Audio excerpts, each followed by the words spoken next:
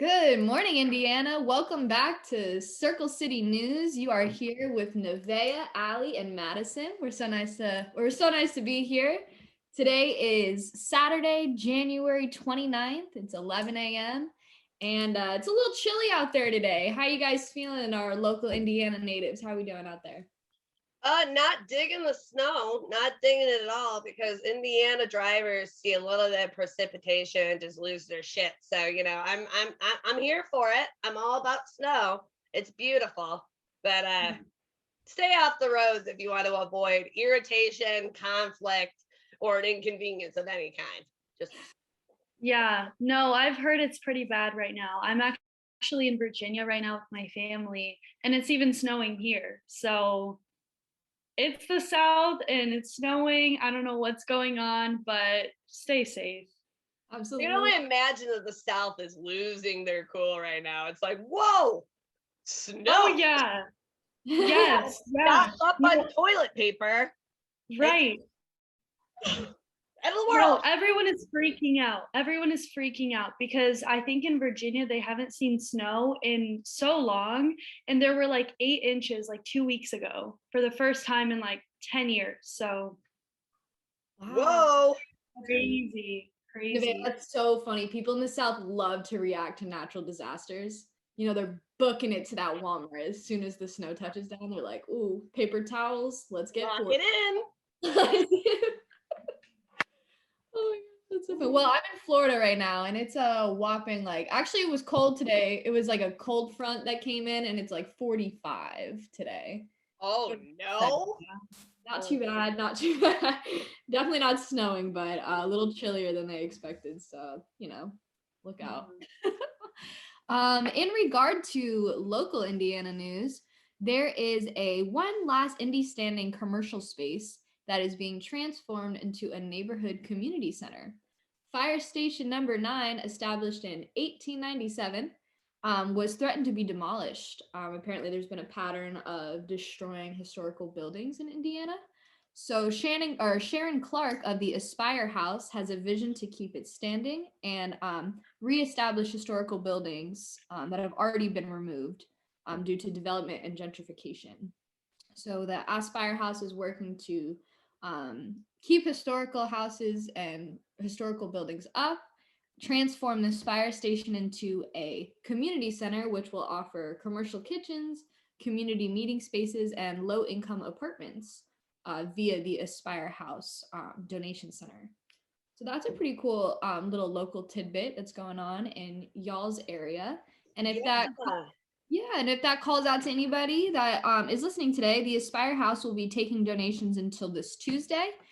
So just Google for some more information, or if you feel like donating to your historical causes today, the Aspire House is a great organization to do so. That's wonderful. I feel like community centers are really important. I feel like that's something we've kind of like phased out of, as far as like, because I think community center, I grew up in a city called Ypsilanti, Michigan, right? And in Ypsi, we had this like community center, but it was like a senior community center, right? But it was, everybody would come in, and it'd be different, like, local events and things hosted at this community center, but it was a resource center for many. And honestly, I thought it was such a helpful thing to be able to have in our community. And growing up, I went to different community centers as a youth that was in and out of the system. I relied on those community centers very much so to be able to provide that support and resourcing and just somewhere to go hang out and not have to worry about things for just a little bit, and those centers are definitely useful in a metropolitan area like Indianapolis. That's exciting. Yeah, that's very cool, and that's great that you had a personal connection with those types of places, as I feel like I only really hear about them in big cities like New York or California, Los Angeles, kind of places. Like, I didn't really know that there was a big calling for them outside of big cities, but of course there would be. It's just something I never had to think about. Yeah, they're definitely useful. I mean, depending on what the level of need is too, like, with this being about historical buildings, that's something that's huge too, because Indy has so much history. And actually, one of my favorite bars downtown, it's called the Slippery Noodle. And the Slippery Noodle is a historical building that's actually the last standing brothel. That was the last standing legal brothel before prostitution was illegal. That was in the state of Indiana. So this building is old, authentic wood. There's a lot of history, and I thoroughly like going to it because you get to hear all the history and see all the different architecture in that building that is dated from way beyond our times. But finding buildings like that, like you said, is slim pickings because, these historical buildings are being torn down or revamped or, gentrification and things of that nature. So it's kind of cool to be able to see some of these buildings continuing to thrive, and then not to mention into a community center at that. So that's exciting. Very cool. Very cool. Wow, the Slippery Noodle used to be a brothel. That's yeah, awesome. isn't that funny? That's really interesting. cool. Yeah.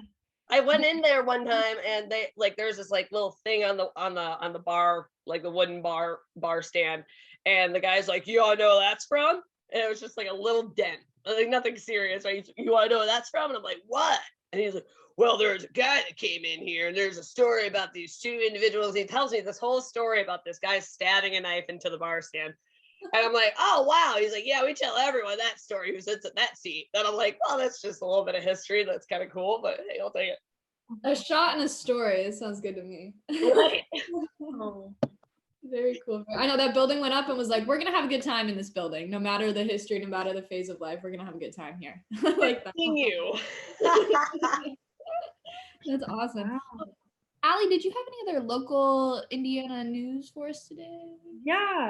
So we've kind of been progressively talking about it more and more, just like updates weekly on this new bill. But unfortunately, there has been a bill that has been moved to Senate, just passed in the House. So what happened was it was the education bill. I believe we talked about it last week. So basically, it's restricting education and giving parents and teachers more control over what their students, over what their kids are learning. And it also, I found out today that schools can't provide with this bill ongoing services for mental, social, emotional, or psychological health issues without parental consent. So obviously, I think that there are going to be some problems that are going to arise from this. And I don't know.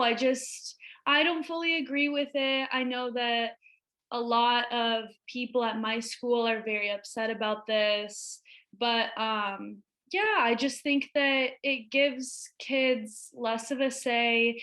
The whole point of this bill is for kids to kind of form their own opinions on it. But if they don't have the resources and access to all of this news in school, then where are they going to learn it, Yeah, I definitely. think one thing that you touched on too is talking about like that psychological, the mental health and things like that within schools.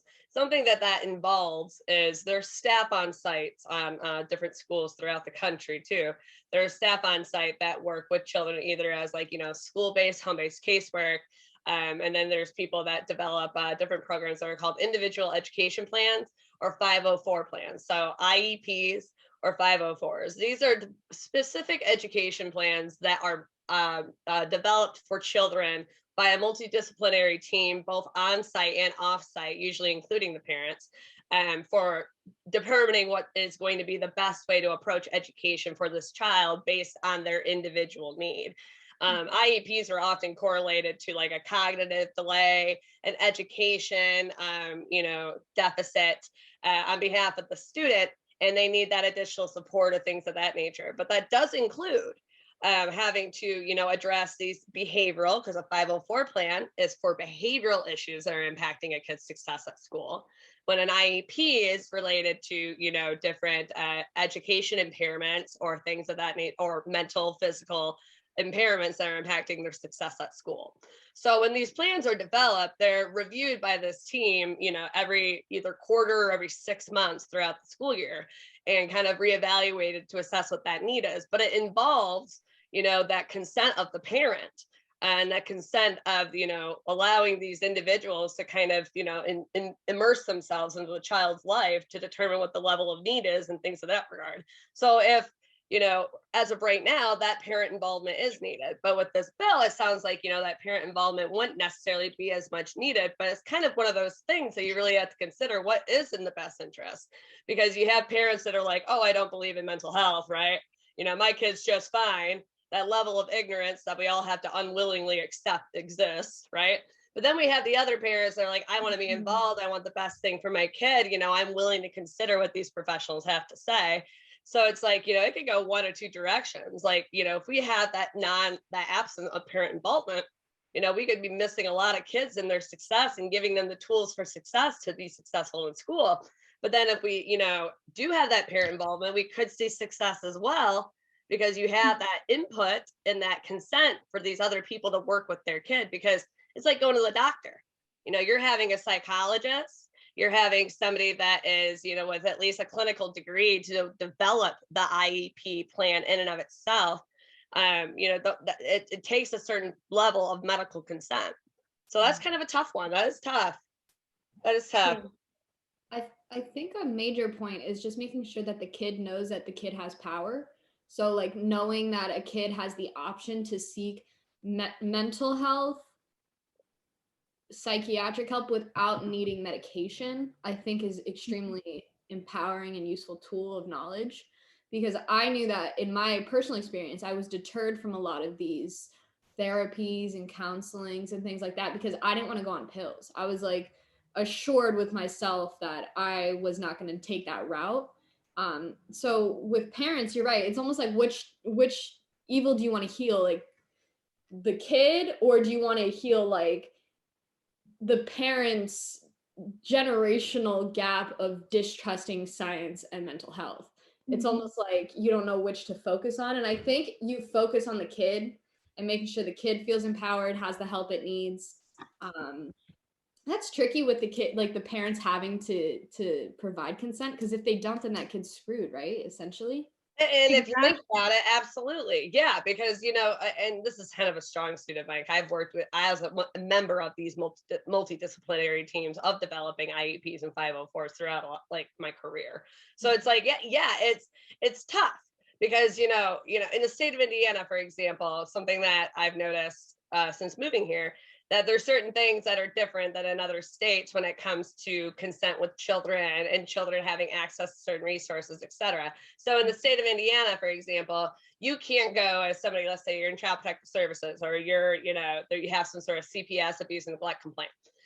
You can't go to the school and speak to that child alone. That's not something that you can do legally in this state. You have to have a parent within the general vicinity. You got to get that consent.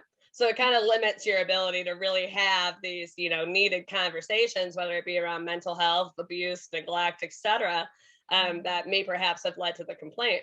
Now, in other states, like in Michigan, there's a law where you can go and speak to these children at school without having to notify or tell the parent until after the interview. Right? You have to tell them afterwards, obviously, but you can do it prior to receiving that. You don't need that consent. So you can get a lot of this information and kind of gauge these children on what that level of need is without having that hovering parent, because especially if there is things going on, that hovering parent's not going to allow that information to come out, from fear, safety, et cetera. So like in these situations here, it's like, sometimes the parent can be a pro or it could be a con. Where's that gap, that age gap, like you were saying, Madison, like if we have this gap of parents here that are like anti-mental health or anti-ADHD or anti, all these things, like, oh, it's just, immunizations, that's why my kid's autistic, it's not a matter of just accepting that these things exist and then treating them accordingly. And that could be a barrier for these kids' successes, because some of these kids, they need those IEPs. Okay. They need that additional support, that if they have a learning disability or they have a cognitive impairment, they can't function in a normal classroom without these needed supports to be successful. Right. Yeah. So if you have a parent that says, nah, I don't believe in that, but your standardized testing saying no, A, B, C, D, and E, right? There's an issue here. And you don't get that consent, that kid's going to be without, and then you're going to have, years of struggles in the academic department, which are going to lead to other things too. So I wish that there was a level of consent where it's like, okay, yeah, we can inform them, right? But maybe at least preparing, like, this is what we believe to be in the best interest. This is the plan that will help the kid be successful, and then presenting it to the parent afterwards, rather than, getting the consent before starting the process.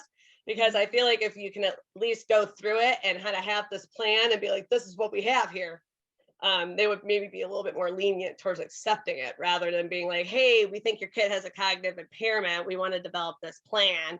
And a lot of parents would be like, oh, my kid's not stupid. You know, that's not what we're talking about, but, you know, ignorance. My kid's not dumb, right? It's like, no one's saying your kid's dumb, but you have that gap. Right. Yeah. That's my concern mostly with this bill is that, say you don't have a perfect situation or like well-intending authority figures in your life, like may that be the teacher or the parents, you know, that abuse of power, I guess, is where I kind of fall out with this, because why should they have control over what that student is intaking? And, you know, I find like so many faults in that, but yeah, it seems like they're trying to be better for the kid, but nobody's actually considering the kid's opinion at all. Right. Exactly. We spoke about the mental health professionals and the parents, but this topic is about the children, and that's kind of where it should be oscillating around. It's not about you, right? It's about what the kid needs. And that's where that gap lies. If we can change that lens and really get these parents and these caregivers, these guardians, etc., to really see the big picture, you know, there shouldn't be an issue here. Now, don't get me wrong. I don't want a psychiatrist in my kid's school assessing my kid and prescribing medications to my kid without my consent. Totally different story. Okay. That's something that that school-based caseworkers and people, they will, you know, educate kids on the resources. And hey, this is something, if you need this is where you go, right? And this is who you talk to, and these are the steps. But as far as, you know, the psychiatric management within the school system, I don't think that's appropriate now. But the recommendations, we'll hear them, you know, and the parents and the guardians can handle that outside of house. But as far as what's in-house, you know, these kids need to know where their resources are at, because their voice does matter. We live in a society where kids' voices are silenced because, you know, the adult is always right? And we need to shift that lens, because the adult may not have all the tools for success in their toolbox to meet modern day need. Okay. So if we can put the voice of the kid as being part of the plan, developing the plan, vocalizing what their needs are, being vulnerable, and playing a part of that multidisciplinary team rather than people making decisions for them, success. Wow, beautiful stuff. Beautiful. Agreed. Interestingly enough, I do have another Indiana bill that revolves around consent. So, in a different aspect, I guess, but Indiana lawmakers are currently considering a bill that changes the definition of rape and consent. So obviously this is extremely beneficial and way past due, this conversation that is being had right now. But this bill is going to be called Bill 1079, and it essentially defines consent. You know, if you don't get that verbal confirmation that, you know, you can't just assume consent. So this is going to basically touch more on that, the age of consent. And yeah, I'm just really happy that Indiana is moving forward in some of these ways. So I'm curious more about that. I want to know more about that. So the Indiana law of consent, because I know that every state is weird about the age of consent. Right. So, that's a topic. Yeah, that's a whole nother thing, right? You know, and those what do they call it? The something laws, where it's where essentially if you're 19 and that's 2 years back, like you can go back to 17 or 18 to 16. But the legal age of consent as of right now is 16. Federally? In Indiana. In Indiana, it's 16 as of right now. But I know that, like, for example, I lived in Wisconsin. Here's a fun story, but I'll keep this short and sweet. I lived in Wisconsin, and let's just say that I got caught at 14 years old having sex for the first time, right? And the parents of my boyfriend at the time, and then my mom and my stepdad felt like the need to contact law enforcement. So law enforcement was contacted, and essentially in the state of Wisconsin, neither 14-year-old can consent because their age of consent is also 16. So with that said, if two minors can't consent, one of the parents or the other parties or whatever can press legal charges against the other family, vice versa, right? And luckily that didn't happen. We just all agreed. We sat down with the cop. They informed us about this information, and we just never spoke again as a conclusion. But the point is that like these different states have these different ways of handling consent, and it gets sticky. It gets sticky. Identifying age, that's one thing, but like how do you confirm I'm consenting to this? Right. That verbal consent. Because a lot of people say, oh, well, I thought A, B, C, D, and E, or, they're giving me the body language or giving me this. We all know at the end of the day, yes is necessary, right? That's what consent is. But I'm curious as to how this bill is going to revamp what that means for the state of Indiana. Yeah. Very No, cool. it's very interesting because I was reading through these articles and it was even talking about like some sort of physical confirmation, but I don't think that you can really because yeah, you can, I don't know, like there can be a moment where there's a blurred line, but with that verbal yes, there isn't a blurred line. With that physical confirmation, there's a bias. Is it the person who like wants it? Are they getting that physical confirmation and they assume, because it sounds like assuming. Yeah. So yeah. So essentially, I'm doing a little research now because I'm curious. So essentially, at the age of 16, that's when you can establish consent. But no one under the age can consent even if they wanted to, like my 14-year-old situation. But here's the thing, is like determining the consent. There's no single statutory definition of consent in Indiana. However, the absence of consent is an element for certain Indiana crimes. So for example, if a person does any of the following, they're committing sexual battery. So like, touching someone by force, or touching a person that's so mentally deficient that they can't consent to touching, or touching a person where they're unaware that the touching is occurring. And what's a struggle is that it's a lot of he said, she said. And that has been a challenge, for years across the country.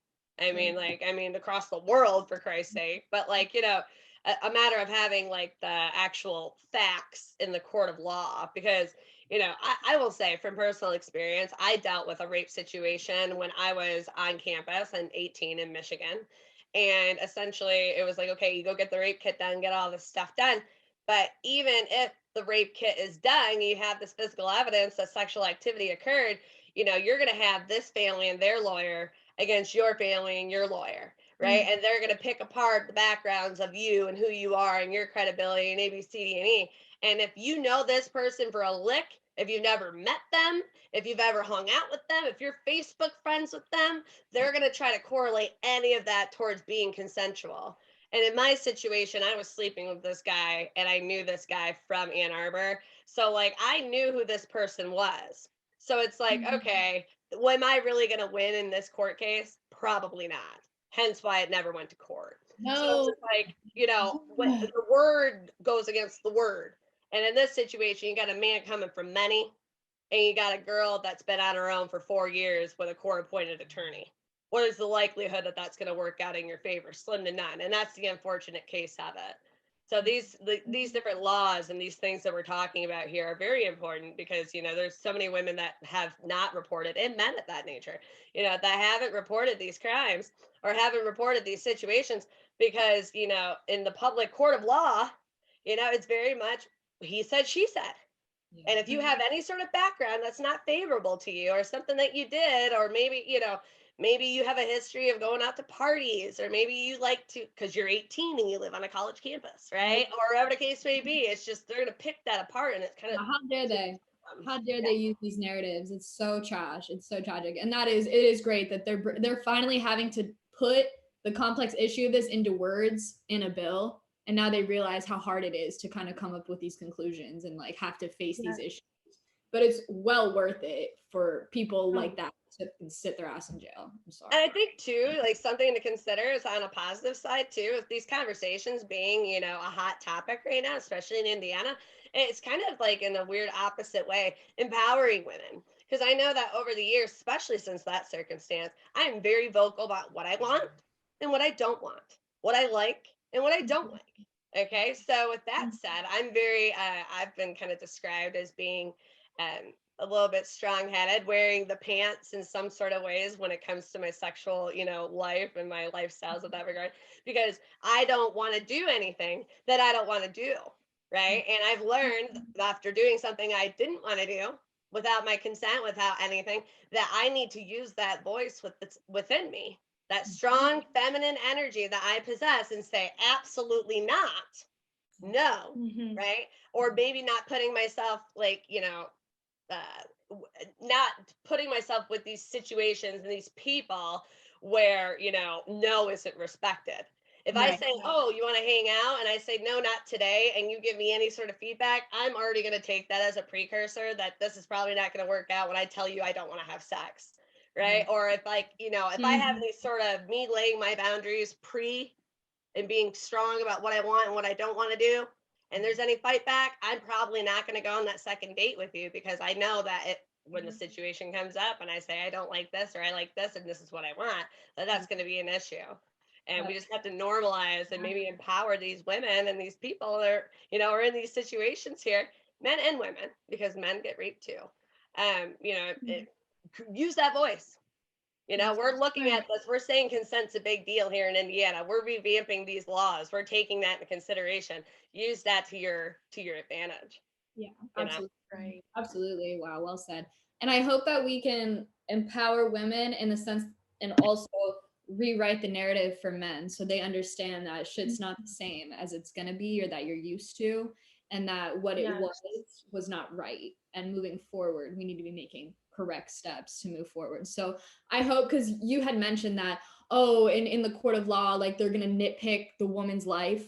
Well, let's nitpick the man's life. That's kind of like the path we're on right now. We're nitpicking the narrative that we've had to suffer through for so many generations. And like I say, like within my lifetime, like women will be safe. Like within my lifetime, women will be safe. And I hope that's true. And I hope that this bill is another step towards that result. Absolutely. Absolutely. We are not in the Meet the Joneses era anymore, men. This is not a breadwinning husband, wife, white picket fence. Honey, we are evolving, and women are speaking up about what they want and what they don't want. And even though you're not with it, you're going to have to get with it, because we are speaking up about these things that we have once had so hush hush and taboo. Oh, don't talk about your sex life. You know, don't talk about conflicts in your relationship. And now we have people on TikTok, and we have, you know, artists that are creating this type of music that's just so openly sexual and so openly sexually empowering, that is kind of giving women this voice. So yes. Woo! I'm going to move on to one more Indy law. I guess there's been lots of laws going down where you guys are. Was it a bill passing season, maybe a voting season that we just went through or something? I'm not sure. It's hot time. I guess. Okay, well, the Indiana Local Government House Bill 1041 has passed, of which bans transgender girls playing girl sports from grades 12 and below. Let's chat about it. I don't know. Yeah, so we actually talked, we touched briefly on this. We touched briefly on this last week, but I think it wasn't like formulated as much as it is this week, just as time has passed. But yeah, I find that extremely disturbing, because it's almost like with one bill, you're going in one direction, you're forward, you're adjusting to the times. And then with this, it's like a step back. It's disappointing.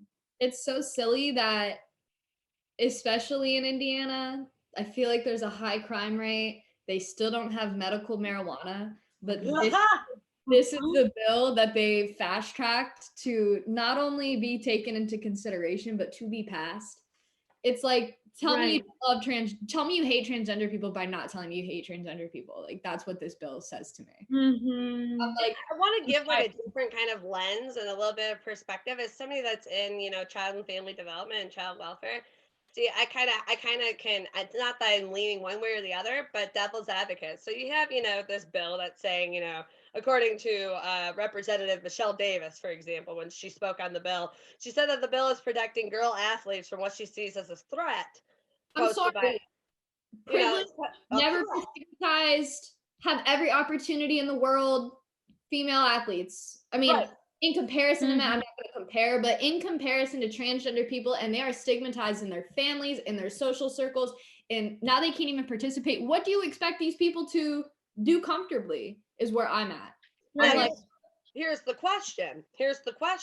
Where do we, in the line of development, right? Like children developing their sense of identity. We go through these different stages of development. Freud has these different stages of development. In the beginning stages, we go through these different levels where we develop a sense of identity, a sense of who we are.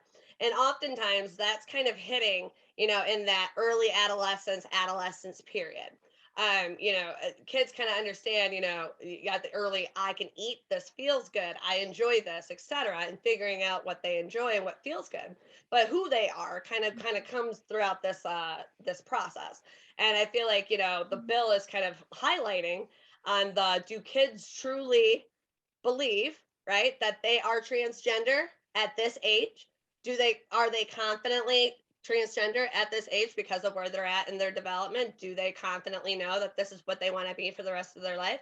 Or, which is, I know you guys have heard this, it's just a phase, right? But in the grand scheme of things, when I was younger, I came out bisexual when I was in middle school. I just knew, right? I just knew. And it was just one of those gut instinctual things. And there was luckily no pushback. But when it comes to hormones and changing and doing all this stuff, that's a huge thing to be able to kind of take on. So I feel like maybe there's that thought too, that's like, okay, are these kids ready for this transition?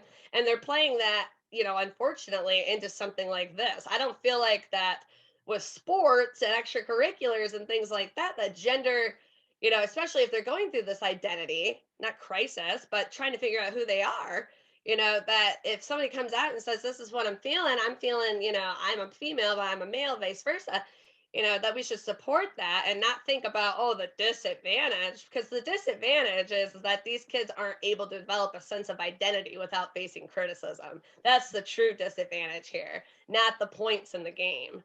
But also remembering that, this is a huge transition for a child and a huge decision for a child to make. So providing support maybe to ensure that this is what they want to do, and providing those positive resources like we were talking about earlier within the school, right? To kind of help them figure out if this is truly what they want, or if maybe they're getting this confused with maybe sexual identity. We don't know, and they're kids.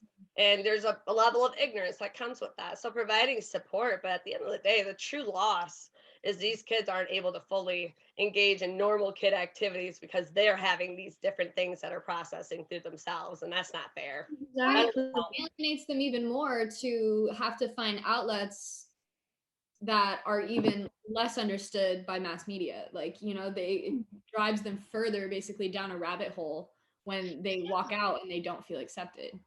Exactly. You think these kids are like, I'm going to join the basketball team and I'm going to be transgender just so I have an advantage. Like, they're not thinking about that. That's what I'm saying. Like, what the right? They're not worried. I'm tired of that. Exactly. And that's where I fall out with this too, is because why are lawmakers so quick to discriminate instead of providing support? Why? Like, why is it that narrative, It took them so long to put rapists in prison with a bill, and then they whipped up this bill against transgender kids in 15 minutes. That's what's confusing to me.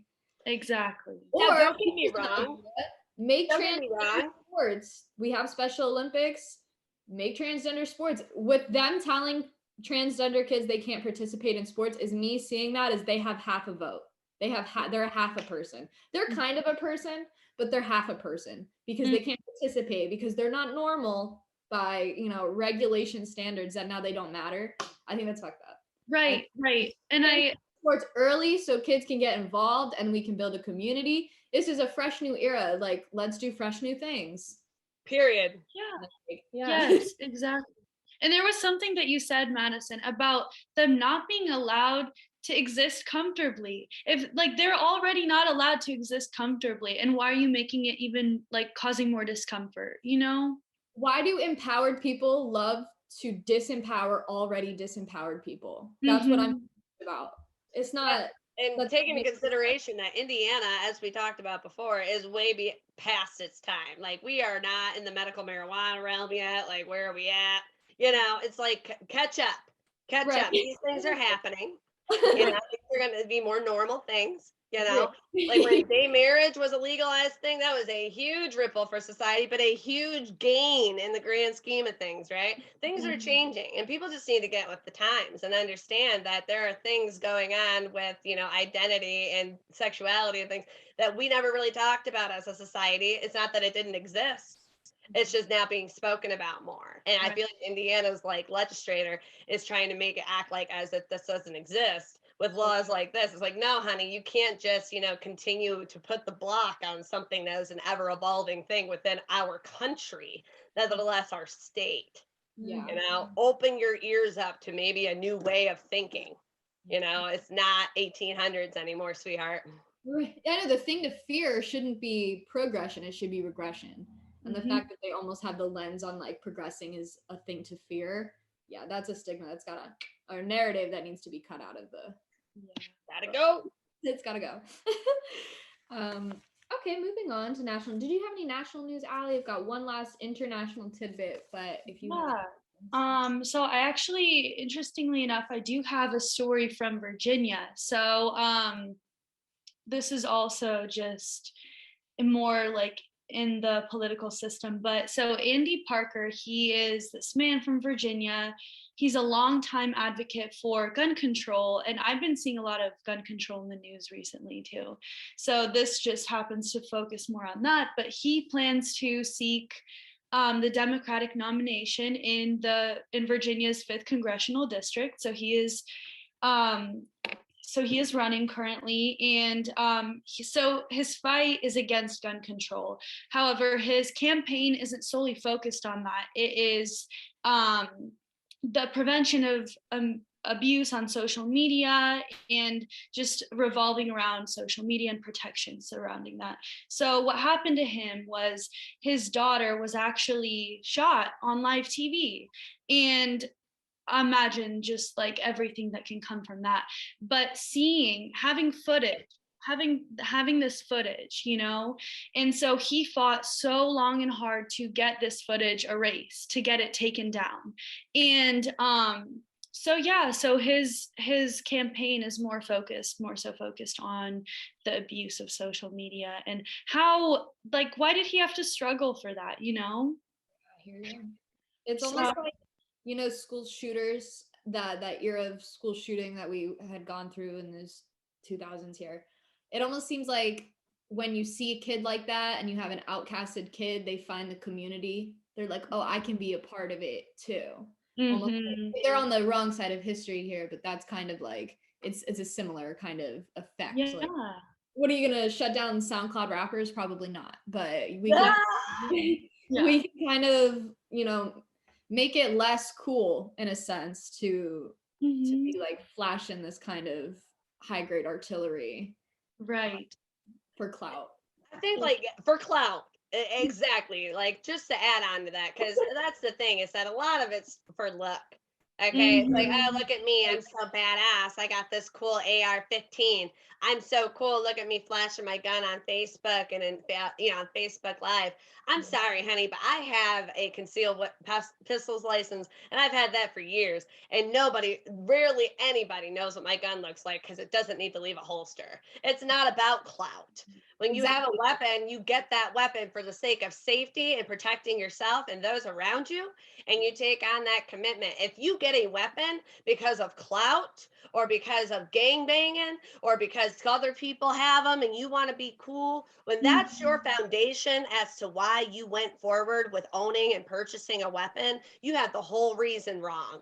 you know? So it's like really educating our kids and educating our nation really about what it means to own a weapon. You know, because a lot of these kids in the media and their exposure to the element, I see it all the time. Hey, you know, look at this, you know, gang banging, fuck with me. And it's like, okay, sure. But what's the real reason you have that, right? You shouldn't, if you really have it for the sake of what it's for, then what you're doing is redundant. What you're doing is ignorant, you know? So it's like, educate these kids. A gun isn't about clout.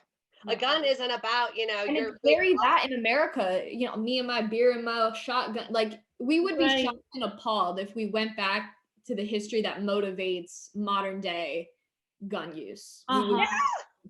Government, I don't know if you guys get into conspiracies, but the government having a say in like hip hop, rap culture, like basically like using fringe communities to, why would they do that? I don't know, make money or do some shit like that, or just to change the narrative, I don't know. But we would be shocked and appalled to find out like why it came to this point, I think. And, you know, it's hard to ignore the fact that, you know, gangbang is going to be a thing, you know, and there's going to be people out here that have weapons that we don't want them to. But as far as social media and exposure to the element for the youth, you know, and these people, it's like a matter, not necessarily monitoring, but once again, going back to education here, making sure that everyone has the tools for success and is understanding as to what it means to own a weapon. And as a result, we might not see an immediate result, right? But we're going to see a result down the road for generations to come. So it's like we can take the win where we can. If we really provide these educational tools and make sure that these people are going through these classes like you have to do for a CPL just to own a weapon, in my opinion, you shouldn't own a weapon unless you know all the ins and outs of what it means to have like a concealed pistols license. They teach you how to hold it, they teach you how to shoot it, but they teach you about the legalities and the responsibilities behind it too. And you don't necessarily need that unless you're a concealed pistols owner and want to get that license concealed privately. You can open carry and just go buy a gun anywhere, right? So it's like, you know, as long as we can push this educational narrative, I feel like we would definitely see, you know, a big shift, not right now, unfortunately, but with this next generation to come. Absolutely. Wow. Good stuff. Okay, well, I'll just throw out my last little international news. A funeral was held in Vietnam for the Zen master and peace activist Thich Nhat Hanh, who passed at the age of 95. I have a funny little like tidbit about him. He has a book called the Art of Life, and I checked it out from my public library. And in the beginning of the book, he's like, walk with this book, like, you know, don't like speed read, like basically like take your time and walk through this book. When you're tired, put it down, pick it up. Well, it took me 8 months to read this book.